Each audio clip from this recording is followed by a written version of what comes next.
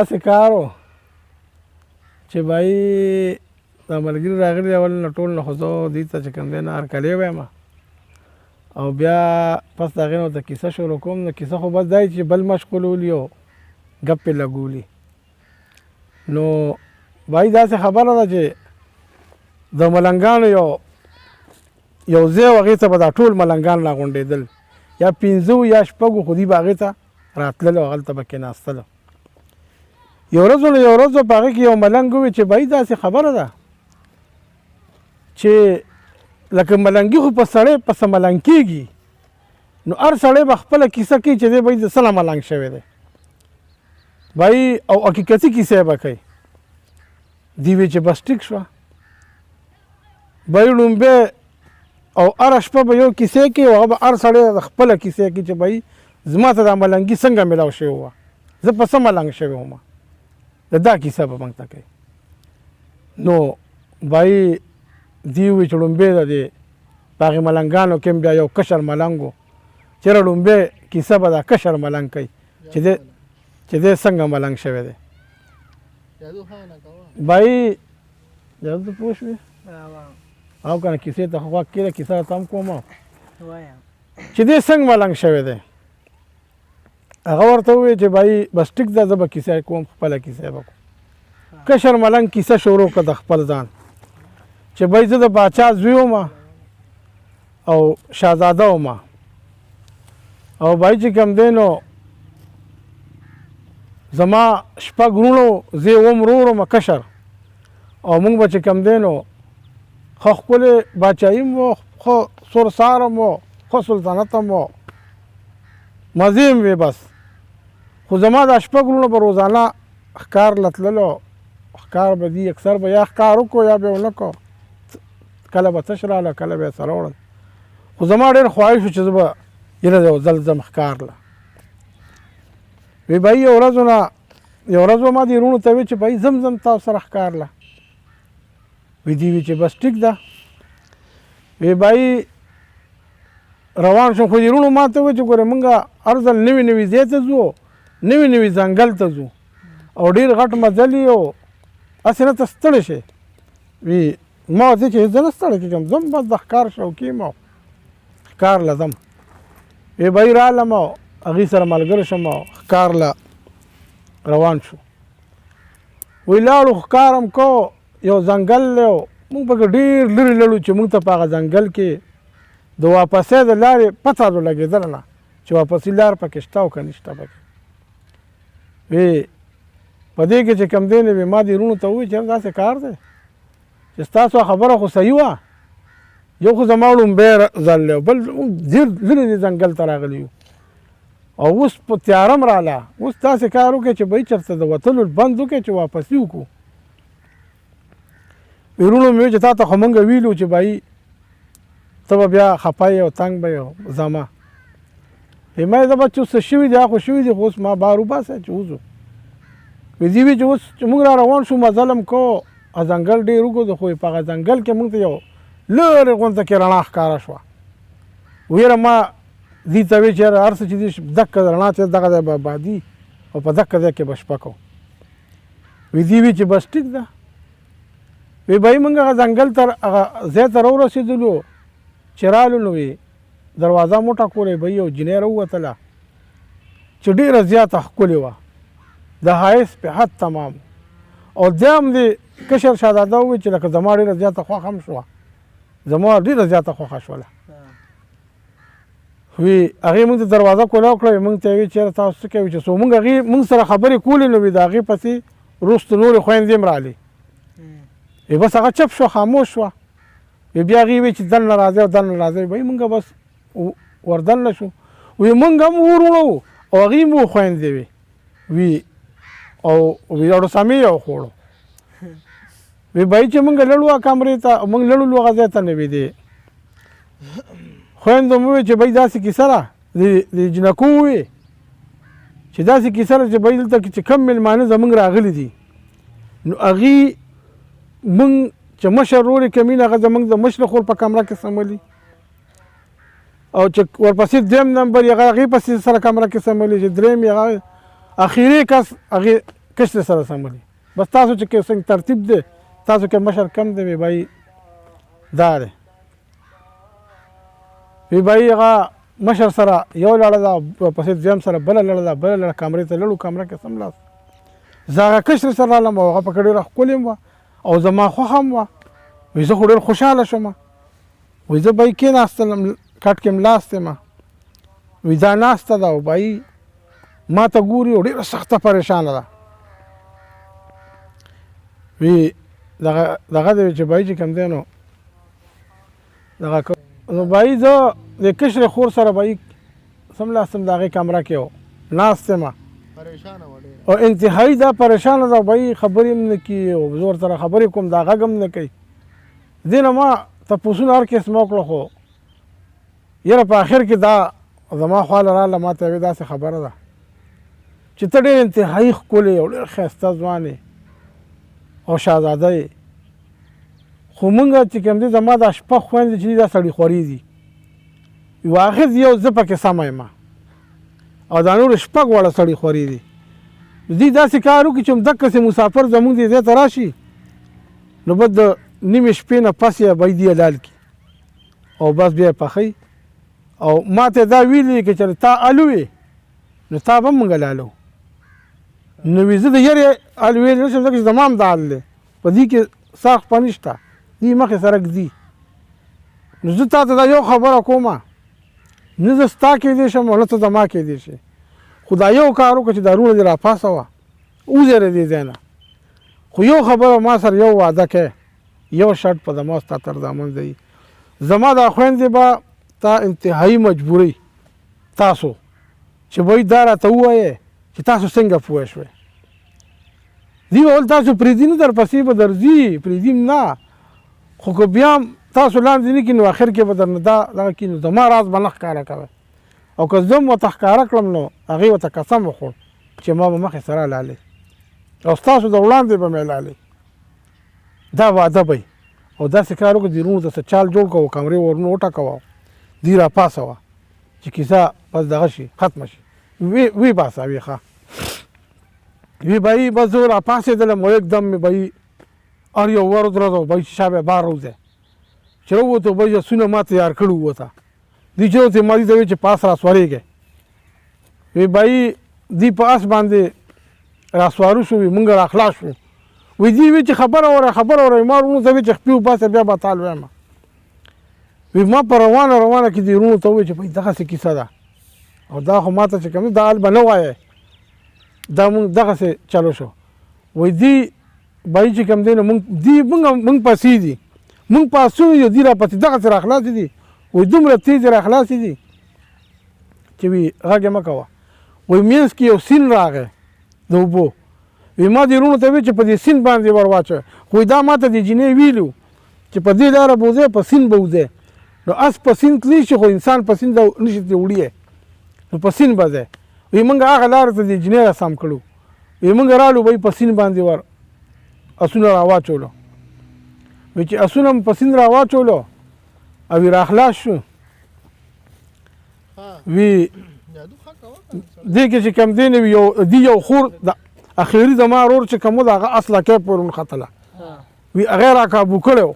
وی د اس لکۍ به یې ونیسله او وی چې څنګه د اس د اوبو میسته شو نو وی دې جینۍ ول اواز ورکړ دې کشر جینۍ دی دې خورو وی زما هغه ورور ته یې خبره ورولی ورته وی د خپلې خور له اواز ورکړ وی خور ډېر بد دې وکړو چې د اس لکۍ دې ونیسله دا هلک ډېر هوښیار دی که د اس لکۍ یې ووهله نو اوبو ته به ځې وی زما ورور چې دا خبره واورېدله یکدم یې په توره باندې د اس لکۍ ووهله دا وی اوبو ووړه چې دا اوبو ووړه وی بهی وی دا نورې خو پورې پاتې شوې او موږ را پورې وتو وی چې موږ را پورې وتلو وی دې اواز وکړو چې یو خبره واورئ لا خو لاړی خو دا راته ووایې چې په موږ باندې تر اوسه پورې څوک نه و پوه شوي تاسو څنګه پوه شوئ وی ما د دې خپلو لوڼو په خپو کې ځان وغورځو چې هل مه وایه ورته او په خپو وله پرېوتلم د شهزاده ووی د کشر خو زما لوڼو هېڅکله هغه خبره نه اورېدله ډېر غوسه وی ورته وی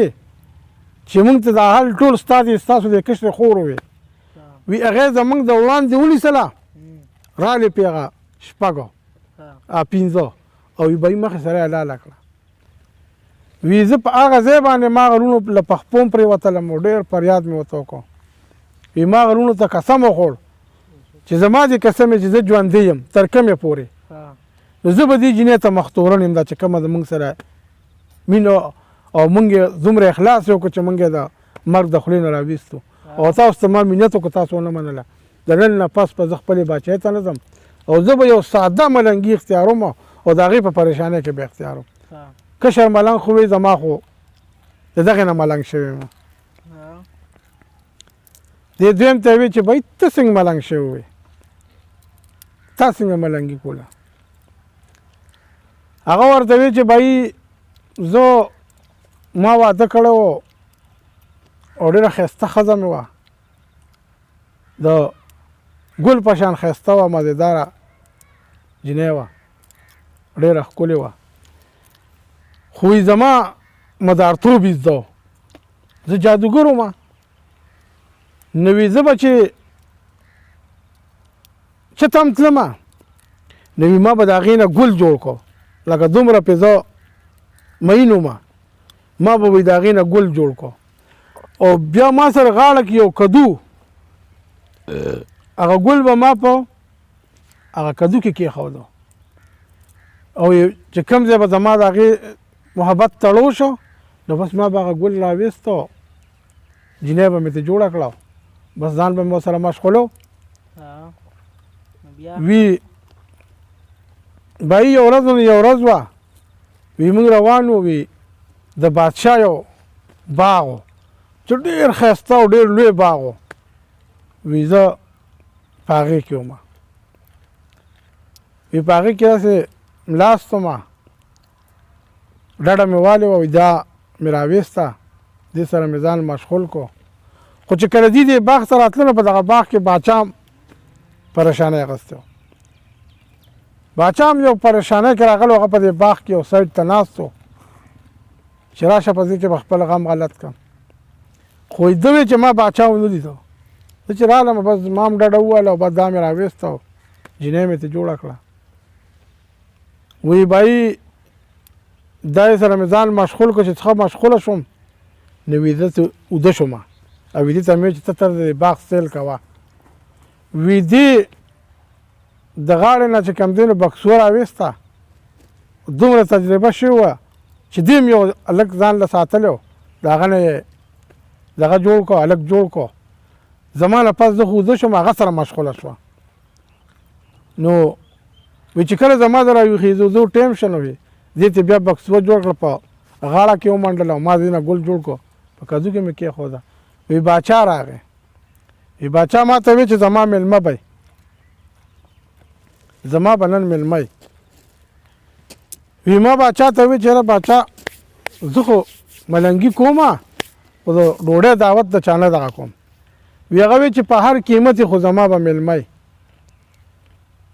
وی بای بس ټیک شو مجبوره شوم وی ښځې ته وی چې ښځې درې دیو یو باچا شو څلور شو یو میلمه ورته بل یاد کړه چې د پنځو میلمنو غم وکړه ماښام له راځي به پنځه میلمانو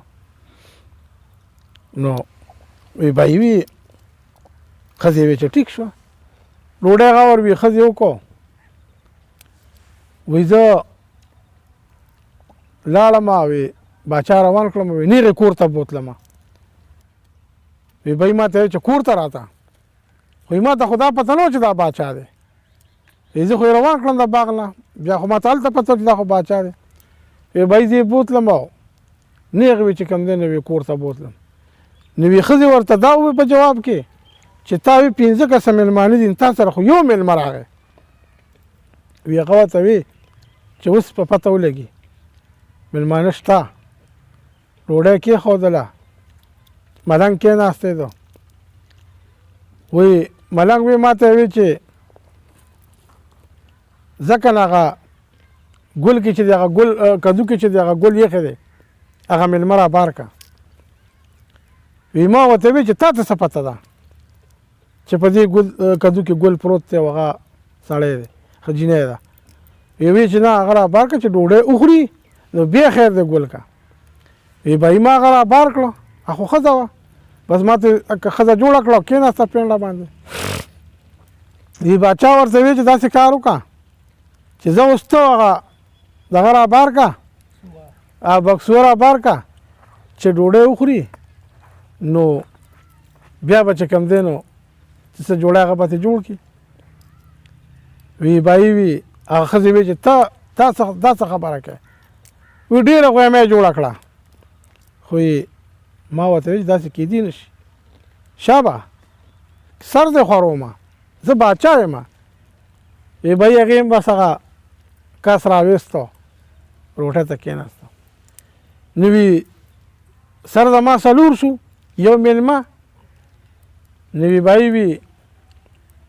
خپلې ښځې ته مې وی چې ته د خپل میلمه رابار کا. بیا باچا کیسه کوله چې دا ما ځکه داسې وکړو زه خو ځان له پریشانه وم باغ ته لړم زه چې رالم ما په خپله کمره کې وکتل نو بھائی بره چالاړې توکلې وې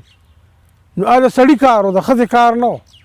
په هغې چې ما ټرایي وکړه نو ما څه په ضرور رسولې. ما په دې خپلې ښځې تجربه وکړه دیم زه په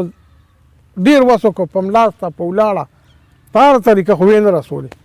نو یو کس دې سره دی ما چې یو تا سره دی هم رابار کړه. بھائی سړي رابار شو نو هغه مې هلته کې د ښځې نه خلاص کړو. زم د ښځې نه خلاص شوم. ما وی چېرې په ښځې پسې اعتبار وکړم چې ما په ګل کې ساتلې وه ځان سره مې ترخ کې ګرځوله هغې ځان له یار کتلی وی بس ما هم هغه کې نه پس ملنګي اختیار کړه.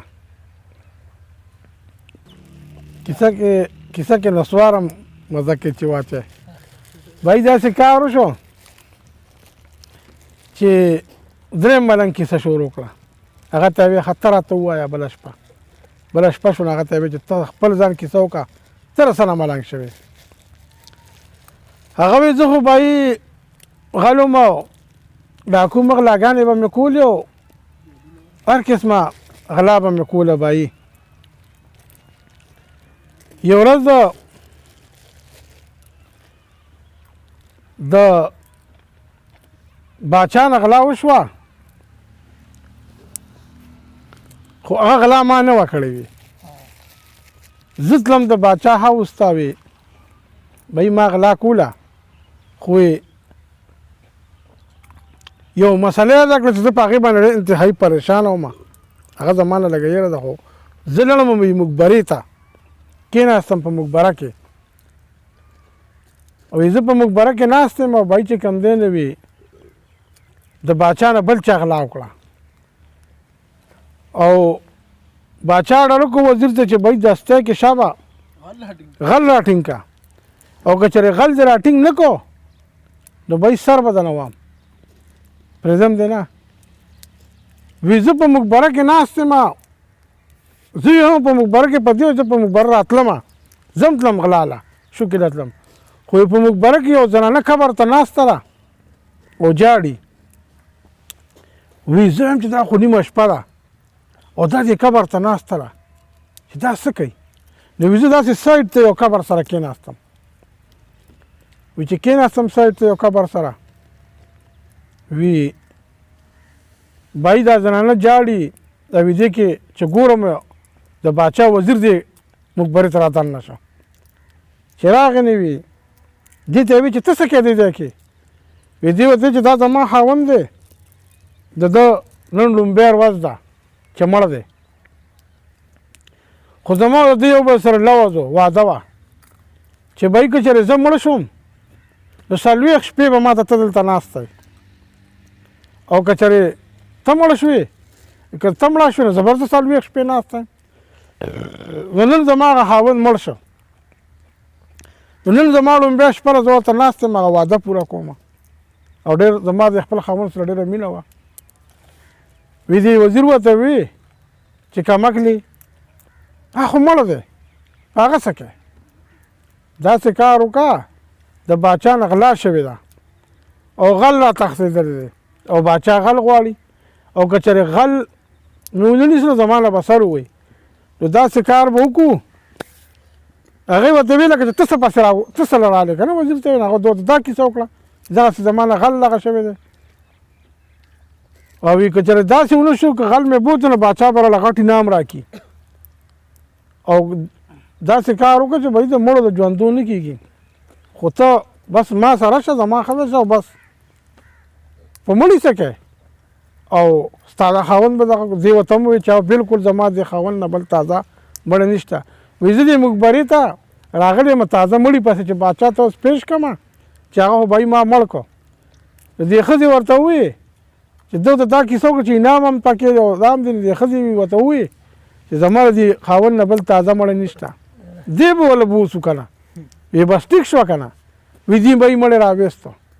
وي چې مړی راویستو نو د مړي ګیره وه نو وي دې وزیر ورته چې هو تندي له ټس ورکړو چې کوم غل غلا کړی دا باچا لیدلی دی هغه ګیره نشته د دې ښځې ورته ویې وسپېدله چې نه وباسم که نه وی به یې ښځه ونښتله په موټو موټو یې ګیره لرې کړه وایي زه بې ګیرې مې کړو وی چې مړی په اوږه کې دې ملنګ وې او دې راواغسته شو ما پې اواز وکړو چې ودرېږه ستاسو نر ښځې وکړ دا هم کم کار وکړو وی مړی یې وغورځاو وی دې لړځو وی ما هغه مړی راواغسته واپس مې ښخ کړو او وی بهي وي زه د هغې نه ملنګ شو دې خو د دغې نه درېیم ملنګ شو وی زه خو بس په دغه وجه باندې او څلورم ملنګ وي چې بهي څلورم ملنګ وي چې بهي زه هغه ته یې ویل چې ښه ته کیسه کوه ته څنګه ملنګ شوې هغه ورته ویل زه خو بهي زمیندار سړی وم زمینداري به مې کوله او بهي یو ورځ نه یو ورځ وه چې ښځې به راپسې غرمه روټۍ راوړله پټي ته او ډوډۍ لیټ شوه نو ما وی چې بهي زما دا ښځه ولې رانله روټۍ راوړله کېدای شي څه مسله یا بیمار یا څه بل څه چل پکې شوي ای بهي زه رالم یو جغ مې په پټي کې پرېښودلو او کور ته راځم چې یاره معلومات وکړم چې بهي لکه دا ولې وي چې زه د خپلې کوڅې خواته شم نو وي دې ښځې مې چاته ووایي چې دې صندوق ته کوزېږه خاوند له مې ډوډۍ ونړه ټایم هم تېر وته تا سره په ګپ شومه بلا ګپ مې در سره ولګو نو ډوډۍ مې هېره شوې ده نو هسې نه چې هغه ډوډۍ پسې راشي دلته کې نو اوس په لانجه ووړو وي دا خبره خو ما واورېدله نو وي هغه ته یې صندوق ته کوشه وي بهي هغه سړی صندوق ته کوشه زه کور ته ورغلم ښځې ته مې چې ډوډۍ وي هغې ما ته ویل چې بس زه دې ګاونډۍ سره په خبرو وم بس ګپ مپ مې لګوه دا چلو شو هغه چل شو ډوډۍ زما د خیال نه ووتله وی بس ما خبره اورده وي هغې وی چې ته څه کوې ما ورته وی چې ته یو 10 منټه کښېنه زه راځم وی رالم وی هغه ساري ماري مې چاته حواله کړه هغه یو جغه او دې ته مې وی چې ښځې کې خوښه دي زه د دې نه کډه وړم وی هغې وی چې سړی د آباد کور پرېږدي نو چېرته به ځې وی ما ورته وی چې ګوره هر خوا چې ځمه خو له دې ځای نه ځمه وی بهي ښځې مې وی چې وړو بس دا کډې به څنګه وړو ما یې کډې نه وړو خو دا یو صندوق به اوسم دا هم ستا دی هم زما دی وی هغې وی چې سړی پرې دومره کډو کې پرې دومره سامانونو کې به ته یو صندوق وړې وی ما ورته دا یو صندوق به وړو یاره ښځې مې ډېر دغه وکړه خو ما هغه صندوق راواغسته او ومې تړه ځان پورې او یې ښځې ته مې مخکې شه وی را روان شو رالو شپه هم تېره شوه صندوق ته مې ډډه والېده په یو ځای کې یو ابادي وه یو کور و د هغې مخې ته راورسېدلم په سوچ کې پروت یم چې دا غول به زه تر کومې ګرځوم اوس په دې سوچ کې یم ښځه هم ده را سره وایي داسې هغه صندوق ته مې ډډه والېده هملاستې یم بله ورځ شوه شپه خو راله تېره شوله بله ورځ شوه غرمه ټایم دی یو کور مخې ته ناست یم چې دا ښځه هغې کور کې یو ښځه سړي ته لګیا ده چې بهي د بوسو دې کوټې ته ځه اوس مې د خاوند د راتلو ټایم دی تا سره په ګپ شومه او اوس که راغلو په لانجه به وړو هغه دومره نه ایسارېږي خو د بوسو دې کوټې ته ځه وی بهي هغه خبرې خو ما واورېدې وې دې کې چې کاکا راغی د هغه کور مالک یادو چا راغی نو وي هغه وی چې بهي کور سره ډېر ښځې ته وي تا خو ډوډۍ نه تیاره کړې تا خو ناوخته دی وي هغې ورته وي چې یې سړیه ته وګوره دا سړی د سهار نه د کوڅې مخې ته ناست دی صندوق یې ایښی دی ډډه یې ورته والېده زه چې تنور لازم نه دی ښکاري نو خو کاکا غوسه ووي هغه د پټي نه راغلی و ډوډۍ هم نه و خوړلی نو چې دې ورته دا خبره وکړل هغه لاس ورشي هغه ویې ښه او په منځ کې خبره خو بدله وه نو بیا هغه به یې هغه چوکه راواخیستله و د غوا نه چوکه و ما پسې را روان شه وی چې راغی نو نه یوه کړه نه دوه کړې وې بهیي چې درس شه نه وي زما صندوق له لته ورکړه وی ما ورته ویل چې صندوق له دا لته ولې ورکړه وی ما ته ویل چې دا د څه ګورې صندوق دې لته ورکړه ما دا لته دې ولې ورکړه وی هغه ما ته ویل چې لکه دې کې دا سري داسې ته پې دومره دغه شوي ما ورته وی چې لکه تا نه صرف دا تپوس کوم چې صندوق له دا لته ولې ورکړه وی هغه ما ته وی چې دا ما ته به ښه دې کې دي څه وی ما ورته ټیک شو دا به زه ښیم تا ته خو ما ته به د بوسو د کوټې د بوسو کوټه ښه وی دا د زما ښځه وی چې بهیي د هغه ښځې اواز وکړو چې ستا زموږ د بوسو کوټې سره څه کار دی نو زما ښځه ورته وایي چې لکه ستا خاوند زما د صندوق سره څه کار دی وی بهیي دواړه په جګړه شوې هغې دواړه ونښتلې زه هم زه به د بوسو کوټه ګورم او دی وایي زه به صندوق ګورم وی هلته زما ښځه وه ښځه اړه مې چې بهیي لکه ستا د خاوند دې پوهې که زه زما د صندوق سره څه کار دی هغه دې ته د خپل خاوند پوهې که زه زما بوسو کوټې سره څه کار دی یاره په دې کې خلک راغونډ شي وایي دا مسله څه ده وی ما ورته ویل چې دا صندوق به ولا ښیم چې د بوسو کوټې خواته یې اوسم د ده ښځې خو زه یاد کړم چې دا کاکا راغلی ناست دی وی بهیي را مې وسته او وی چې ور کولاو کو د بوسو د کوټې خلکو مې چې بهیي ور کولاو کې څه دي پکې صندوق کولاو کې وی ما ورته وی وروڼو دا صندوق ما د کیل نه راغوستی دی دا دغسې مسله وه